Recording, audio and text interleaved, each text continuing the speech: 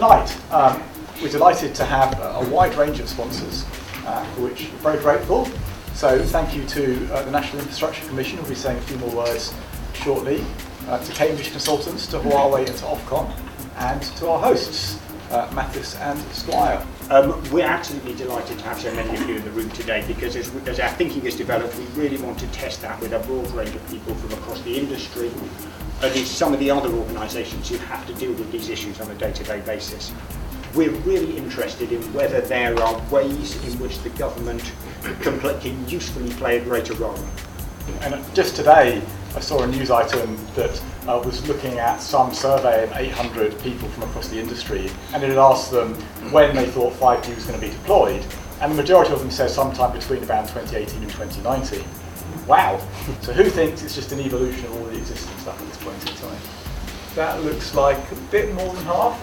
If I get on the train from Brighton to London, which I do on a very, very regular basis, I would dearly love to be able to make a phone call that lasted longer than 30 seconds. So it's pretty clear to me that the market hasn't delivered yet on road and rail what we might expect.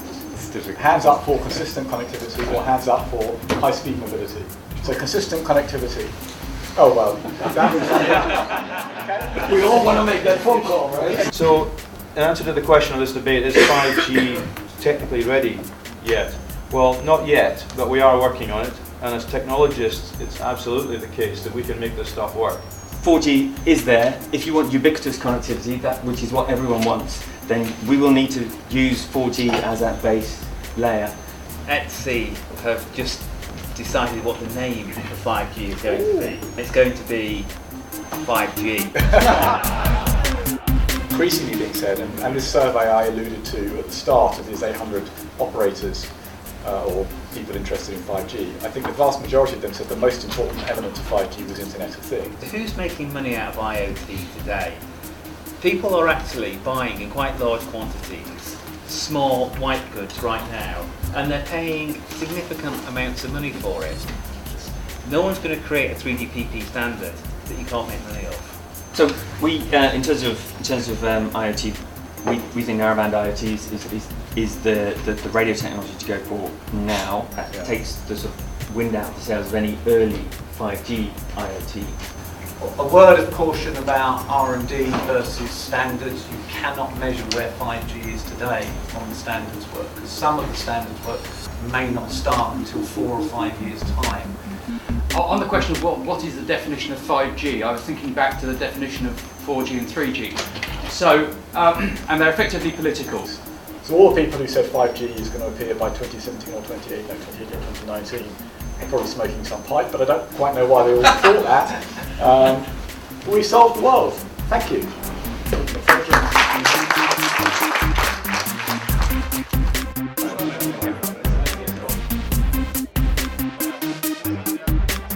Because I think the most impressive thing for me was the understanding among our colleagues of how much common understanding there is of what 5G is about, as well as highlighting some of the differences.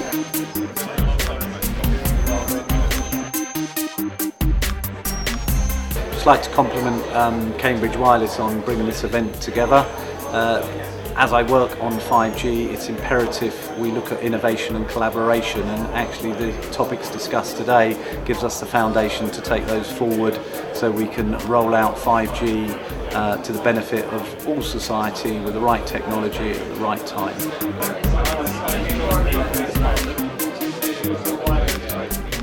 The debate was very useful. Cambridge Weightless put together a good panel, but also in the room there were some very interesting people to meet.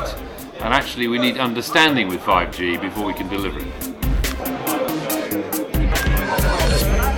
It was a really, really interesting session today, actually, incredibly helpful for the National Infrastructure Commission and their report on 5G. Really informative and very interesting to see where the audience today had quite divergent opinions about where 5G might play out and where it might not play out, and where actually there was a little bit more converged views actually around the future of 5G. So yeah, really, really interesting and very helpful to have that all from today's session.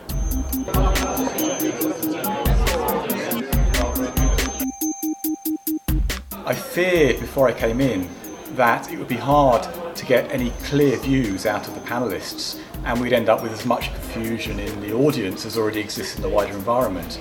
But what was great was actually panellists were very willing to focus down on the key issues, and I think that allowed the audience to make their own decisions as to where things are going. And I think we concluded quite clearly that actually not much will change in the world by 2020. There'll be a continual evolution at that point. And if there is anything new in 5G, it will come after that. So actually we need to refocus on making things move smoothly over the next few years and looking for greater change in the longer term.